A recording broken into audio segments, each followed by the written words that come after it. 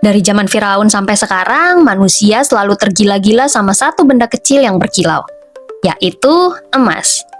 Padahal emas itu nggak bisa dimakan, nggak bisa diminum, tapi bikin orang perang, kerajaan tumbang, bahkan ekonomi dunia jungkir balik.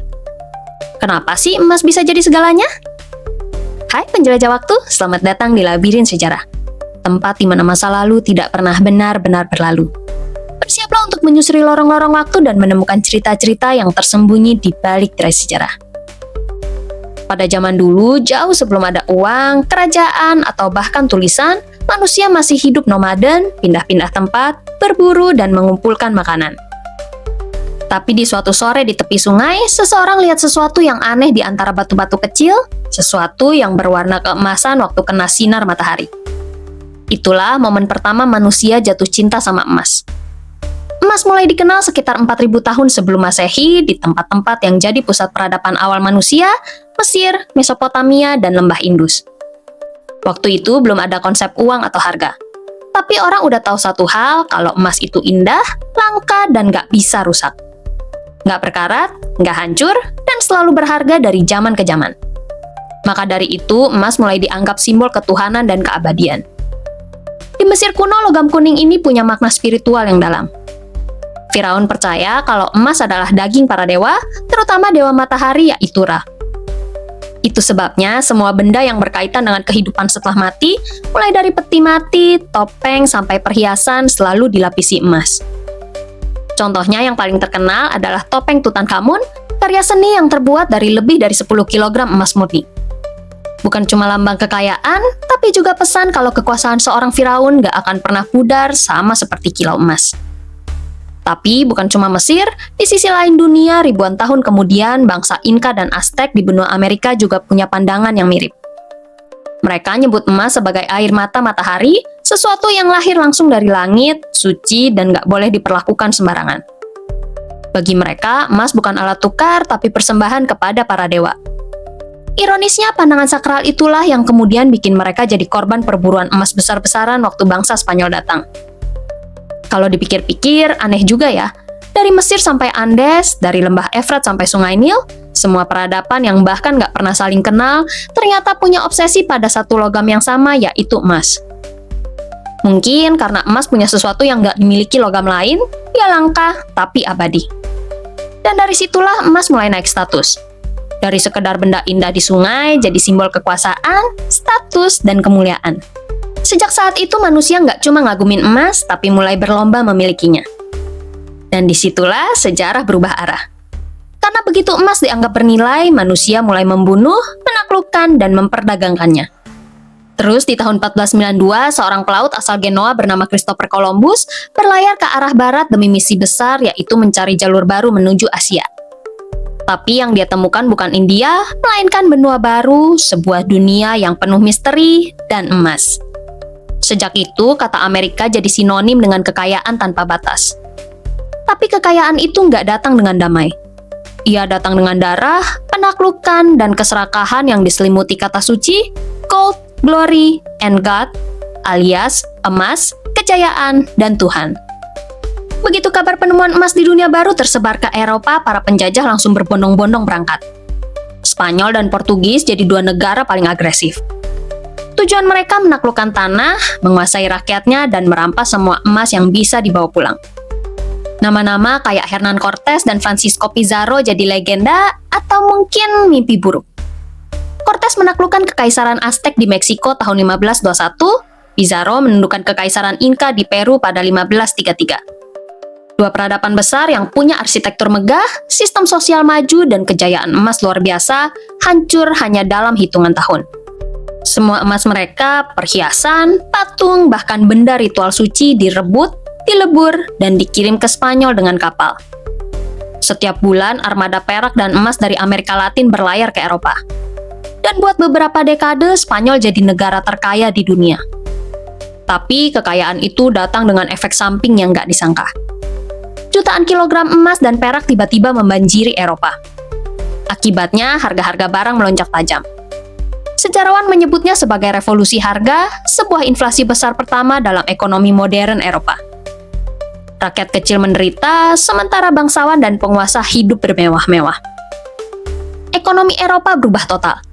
Barang-barang dari Timur dan Asia melonjak nilainya, dan kapitalisme modern mulai tumbuh dari situ. Namun di balik semua kejayaan itu, tersembunyi sebuah ironi besar yang dikenal sejarah sebagai kutukan emas Spanyol. Karena terlalu bergantung sama emas, Spanyol berhenti berproduksi. Mereka lebih suka mengimpor barang dari negara lain, membayar semuanya dengan logam mulia. Akhirnya ekonomi mereka malah melemah. Kapal-kapal pembawa emas mulai tenggelam diserang bajak laut, armada laut Spanyol hancur dalam perang, dan kejayaan pun perlahan memudar. Dalam waktu kurang dari 2 abad, kekaisaran emas itu berubah jadi negara yang terlilit utang dan kehilangan kekuasaannya.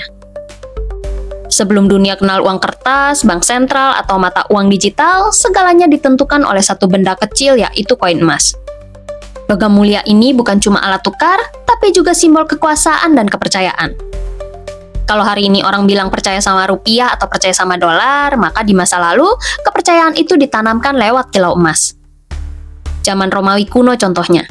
Mereka punya koin legendaris bernama Aureus yang kemudian digantikan oleh Solidus pada masa kekaisaran Konstantinus di abad ke-4 Masehi. Koin emas Romawi ini tersebar luas di seluruh kekaisaran, dari Inggris sampai Mesir. Dan selama ratusan tahun, nilai Solidus hampir nggak pernah berubah.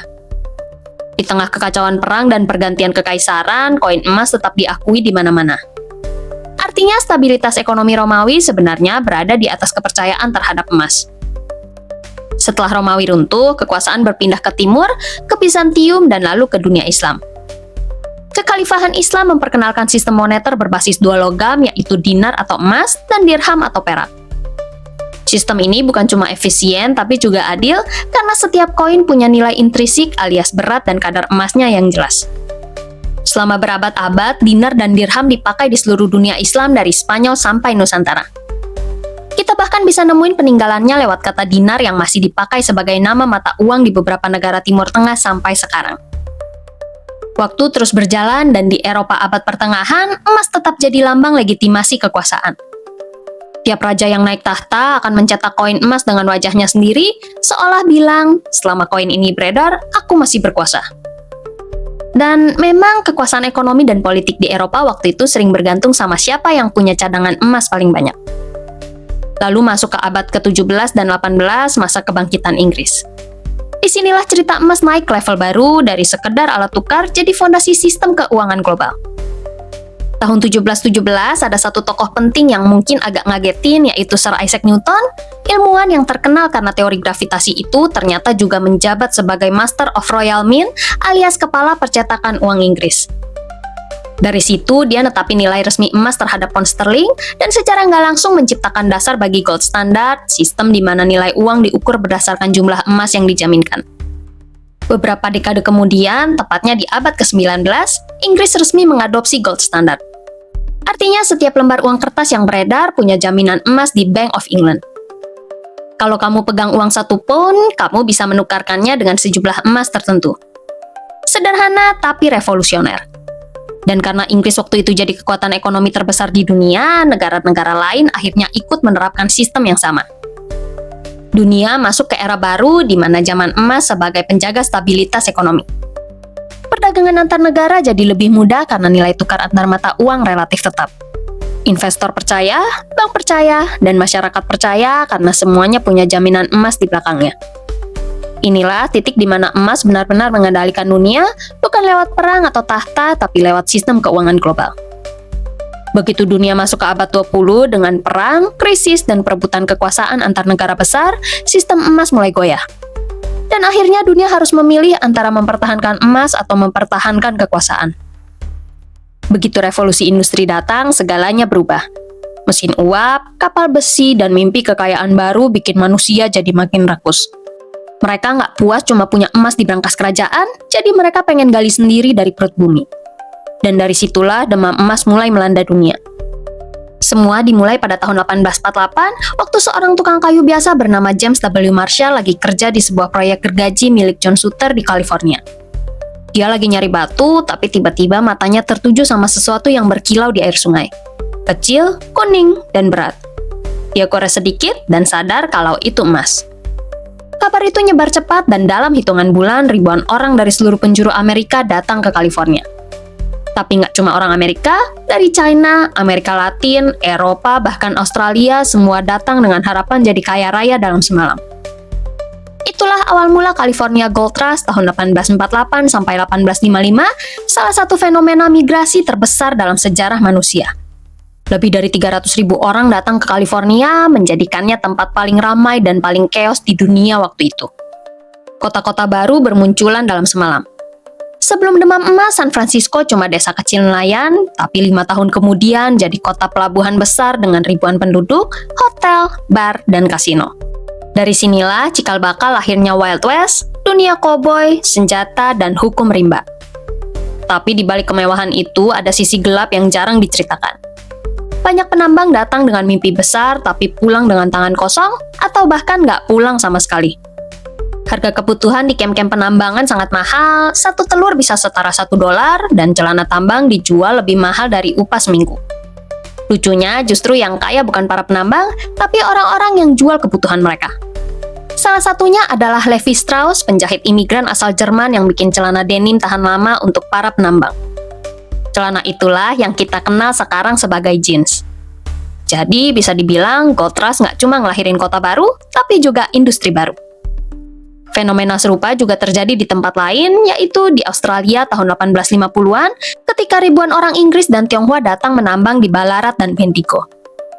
Terus di Klondike, Kanada tahun 1896, di mana ribuan orang menembus dinginnya Alaska demi butiran emas di Sungai Yukon. Semua punya pola yang sama, ledakan populasi, ekonomi dadakan, eksploitasi alam besar-besaran, dan kehancuran budaya lokal. Di California, suku Indian asli hampir punah karena pengusiran, kekerasan, dan wabah yang dibawa para penambang. Jutaan hektar hutan habis ditebang, sungai tercemar merkuri, dan tanah adat dirampas. Semua atas nama emas. Tapi dari semua kekacauan itu, emas dari tambang California dan Australia memompa ekonomi global. Bank-bank baru bermunculan untuk mengelola hasil tambang dan perdagangan. Sistem investasi mulai tumbuh, dan untuk pertama kalinya Amerika Serikat mulai dikenal sebagai negara kaya dan kuat secara ekonomi. Tapi dunia nggak berhenti sampai situ, karena emas terbukti bisa bikin bangsa kaya, membangun kota, dan menciptakan kekuasaan. Dan dari situlah lahir generasi baru para pengusaha, bankir, dan spekulan yang nanti akan menguasai abad ke-19 dan ke-20. Setelah 2 perang dunia yang bikin dunia porak-poranda, negara-negara butuh sesuatu buat menata ulang ekonomi global. Dan seperti biasa, mereka kembali ke yang paling tua, paling dipercaya, dan paling berkilau, yaitu emas. Tahun 1944 di sebuah hotel kecil di Bretton Woods, Amerika Serikat, para pemimpin dunia berkumpul. Di sana mereka menyusun ulang sistem keuangan dunia. Lahirlah Bretton Woods Agreement, kesepakatan yang bikin dolar Amerika jadi mata uang pusat dunia, tapi dengan satu syarat, setiap dolar bisa ditukar dengan emas dengan harga tetap, yaitu 1 ons emas sama dengan $35 Amerika Serikat. Kenapa Amerika yang pegang kendali? Karena waktu itu setelah Perang Dunia II, Amerika Serikat menguasai sekitar 75% cadangan emas dunia. Fort Knox, brankas legendaris di Kentucky, jadi lambang supremasi ekonomi Amerika. Dunia percaya sama dolar karena di baliknya ada emas. Tapi seiring waktu, sistem ini mulai retak. Perang Vietnam, pengeluaran besar-besaran, dan cetak uang tanpa batas bikin cadangan emas AS terkuras. Negara-negara lain seperti Prancis mulai curiga, bahkan menuntut menukar dolar mereka dengan emas sungguhan. Sampai akhirnya tahun 1971, Presiden Richard Nixon bikin keputusan, mulai hari ini Amerika Serikat tidak lagi menukar dolar dengan emas. Sistem yang udah jadi tulang punggung ekonomi global selama berabad-abad runtuh dalam semalam. Dunia resmi masuk ke era uang fiat, uang yang nilainya bukan karena emas, tapi karena kepercayaan terhadap pemerintah dan bank sentral yang mencetaknya. Lucunya, justru setelah emas ditinggalkan sebagai dasar uang, nilainya malah meledak. Bayangin aja, tahun 1971, 1 ons emas cuma sekitar $35 AS, tapi sekarang tahun 2025, harganya udah tembus lebih dari $2.300 per ons. Setelah sistem emas bubar, negara-negara bebas mencetak uang sesuka hati. Harga-harga naik, daya beli turun, dan masyarakat mulai sadar, uang kertas bisa aja kehilangan nilai dalam semalam, dan itulah kenapa emas disebut safe haven, yaitu tempat berlindung ketika dunia lagi goyah. Setiap kali ada krisis besar, harga emas langsung melonjak. Krisis minyak tahun 1970-an, krisis keuangan 2008, pandemi global 2020, perang Ukraina, ketegangan antara Cina dan Amerika, semua bikin orang balik lagi ke logam kuning ini. Karena di waktu dolar bisa dicetak, saham bisa ambruk, dan kripto bisa lenyap dalam sehari, emas tetap nyata, bisa disentuh dan diakui dimanapun di dunia. Belum lagi faktor pasokan yang makin terbatas. Tambang emas baru makin susah ditemukan, biaya eksplorasi makin mahal, dan cadangan di bumi makin menipis. Sementara permintaan terus naik bukan cuma dari investor, tapi juga dari bank sentral. China, Rusia, dan India misalnya dalam beberapa tahun terakhir memborong emas besar-besaran. Mereka tahu dalam dunia yang penuh ketegangan geopolitik, emas adalah senjata diam-diam, alat untuk mempertahankan kedaulatan finansial. Karena pada akhirnya emas bukan sekedar logam, ia adalah simbol kepercayaan abadi, sesuatu yang udah dipercaya manusia selama lebih dari 6.000 tahun dari Firaun sampai Federal Reserve. Setelah Amerika mencabut standar emas di tahun 1971, dolar memang jadi raja dunia. Tapi kekuasaan itu datang dengan harga dan musuh. China, Rusia, dan negara-negara BRICS mulai sadar ketergantungan terhadap dolar berarti ketergantungan sama Amerika Serikat. Mereka lalu memilih jalan lain dengan mengumpulkan emas dalam jumlah besar. Rusia sejak sanksi barat tahun 2014 menimbun ratusan ton emas dan mempercepat diversifikasi dari aset berbasis dolar. China diam-diam meningkatkan cadangan emasnya setiap tahun, sebagian besar lewat bank sentral dan BUMN tambang. India dan Turki juga mengikuti langkah serupa, menjadikan emas bukan sekedar investasi tapi senjata strategis. BRICS bahkan mulai menggagas sesuatu yang disebut Gold Settlement System, yaitu sistem pembayaran antar negara berbasis emas dan bukan dolar. Kalau ini berhasil, maka posisi dolar sebagai mata uang global bisa goyah untuk pertama kalinya sejak Perang Dunia II. Di sisi lain, negara-negara Eropa juga mulai pulang kampungin emas mereka. Jerman, Belanda, dan Austria misalnya memutuskan untuk merepatriasi emas yang selama puluhan tahun disimpan di New York dan London. Emas kini berubah fungsi dari simbol kemewahan jadi simbol kedaulatan ekonomi. Di era di mana sanksi ekonomi bisa melumpuhkan negara tanpa perlu peluru, punya emas artinya punya kemerdekaan finansial. Dan inilah yang bikin geopolitik modern jadi makin rumit. Amerika masih punya kekuatan dolar, tapi musuh-musuhnya punya emas. Dunia sekarang lagi di persimpangan antara dua bentuk kekayaan, emas si logam kuno yang udah dipercaya ribuan tahun, dan kripto si anak baru yang katanya bakal merevolusi sistem keuangan dunia. Dua-duanya punya daya tarik sendiri. Emas nyata, bisa disentuh, gak bisa dihapus atau diretas. Ia diakui di setiap peradaban dari Mesir kuno sampai Wall Street. Sementara Bitcoin dijuluki emas digital, lahir dari algoritma bukan tambang. Ia langka juga, cuma 21 juta koin selamanya. Dan yang menarik, Bitcoin muncul karena ketidakpercayaan terhadap sistem keuangan setelah krisis 2008. Tapi bedanya besar. Kripto itu fluktuatif banget, harganya bisa naik 30% dalam semalam, tapi bisa juga anjlok separah itu dalam 1 minggu. Sedangkan emas, ia bergerak pelan, stabil, dan yang paling penting tidak tergantung jaringan listrik atau internet. Makanya banyak ekonom bilang Bitcoin mungkin aset masa depan, tapi emas adalah jaminan masa depan. Menariknya, sekarang mulai muncul ide untuk menggabungkan keduanya. Beberapa negara dan lembaga keuangan lagi bereksperimen dengan konsep gold-backed crypto, alias mata uang digital yang nilainya dijamin oleh emas fisik. Artinya, dunia bisa dapetin dua hal sekaligus, transparansi dan efisiensi blockchain, plus kestabilan dan kepercayaan abadi dari emas. Dalam dunia yang makin digital dan serba cepat, logam kuning ini terbukti masih belum kehilangan sinarnya. Teknologi bisa berubah, sistem bisa berganti, tapi satu hal tetap sama, kepercayaan. Dan selama manusia masih butuh sesuatu yang bisa dipegang, diukur, dan dipercaya, emas akan selalu jadi raja. Sekarang, tahun 2025, emas lagi ada di titik tertinggi dalam sejarah modern. Harga spot globalnya udah tembus $4.300 AS per ons, dan banyak analis percaya itu belum puncaknya. Tapi, kenapa bisa sampai segitu? Karena dunia lagi nggak baik-baik aja. Perang, ketegangan geopolitik, resesi yang mengintai, dan kejatuhan kepercayaan sama dolar AS bikin orang lari ke satu hal yang paling aman, yaitu emas. Dan selama manusia masih punya rasa takut terhadap perang, krisis, atau ketidakpastian, emas akan terus bersinar. Dari Dari piramida sampai Wall Street, dari kuil sampai kantor bank sentral, emas selalu ada. Dunia boleh berubah, uang boleh berganti bentuk, tapi kepercayaan manusia sama emas belum pernah pudar. Kalau emas adalah simbol kepercayaan, lalu apa yang terjadi kalau kepercayaan itu hilang? Kalau kamu suka bahasan seru kayak gini, jangan lupa like, subscribe, dan nyalain loncengnya biar nggak ketinggalan episode-episode menarik dari Labirin Sejarah. Sampai di ujung labirin kali ini. Tapi jangan khawatir, masih banyak lorong waktu yang menunggu untuk kita jelajahi bersama. Sampai jumpa di petualangan berikutnya penjelajah waktu.